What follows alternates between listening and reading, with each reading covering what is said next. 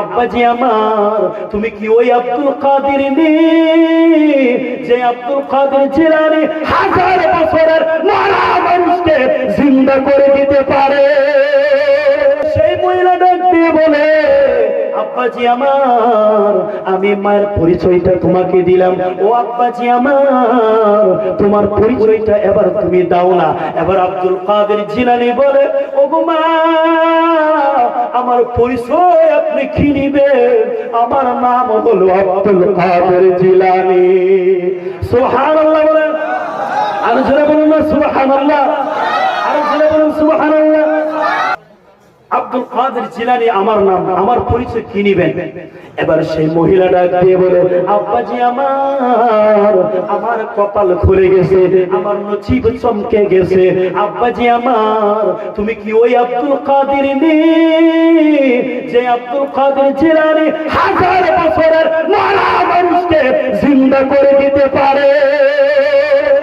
আমার মেয়ের, আমার বাবারা, আব্দুল কাদের জিলানী রাহমাতুল্লাহি আলাইহি ডাক দিয়ে বলে, ও মহিলা, ও মা, আপনি আমার নাম কিভাবে জানলেন?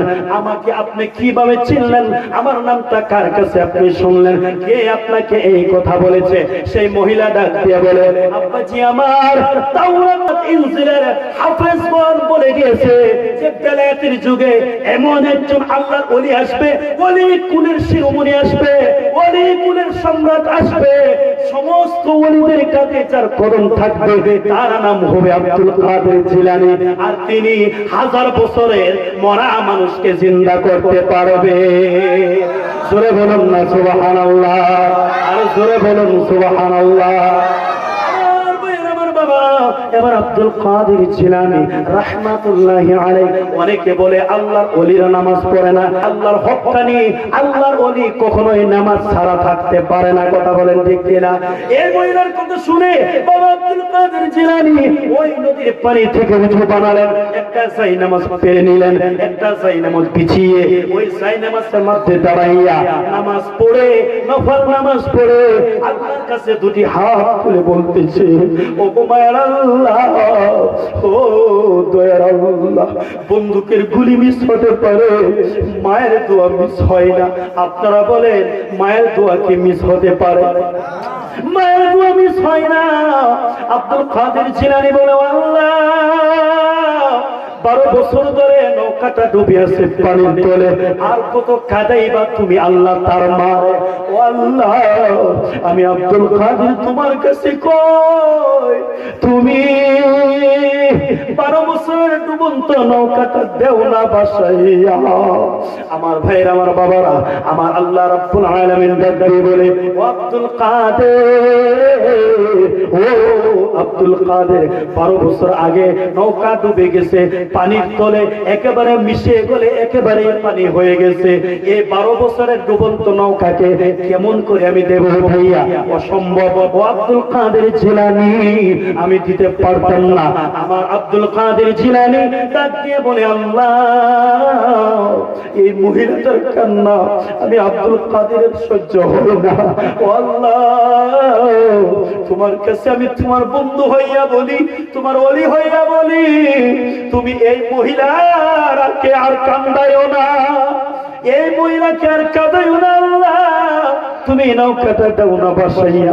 আমার আল্লাহ বলেন, না, পারতাম না। আব্দুল কাদের জিলানী বলে, আল্লাহ তুমি দেবে না? আমার আল্লাহ বলে, সম্ভব না। এবার আব্দুল কাদের জিলানী বলে, ঠিক আছে, তোমার দেওয়া লাগবে না।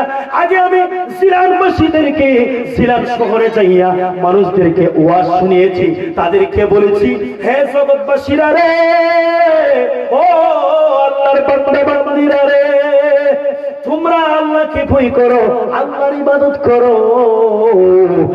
জন্ম যার আছে, মরণ তার আছে, আর একদিন মরতে হবে।